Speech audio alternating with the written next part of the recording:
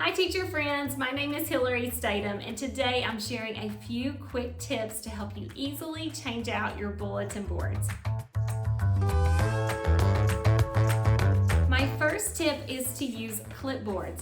I love that you can use a thumbtack or a push pin. You can just press those into a bulletin board surface and you can easily switch out your learning objectives for the day.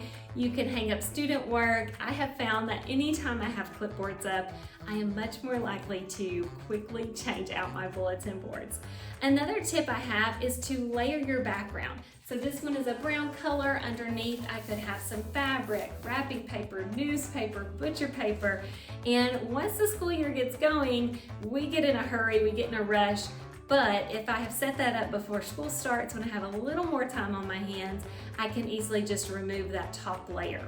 My last tip is to consider a pegboard. This has been my favorite switch, and this one is not hung up because we've been moving classrooms, but it was hung up in place of a bulletin board.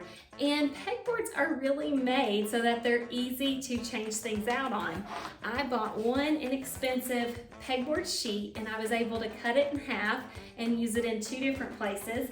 And then they have all kinds of inexpensive hooks and fun things that you can hang up there.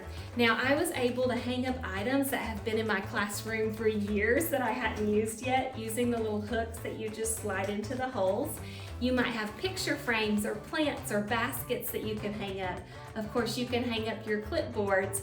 And this one is made to hold cups, and so I could put markers and pencils and scissors or other writing or math supplies and make this into an interactive bulletin board.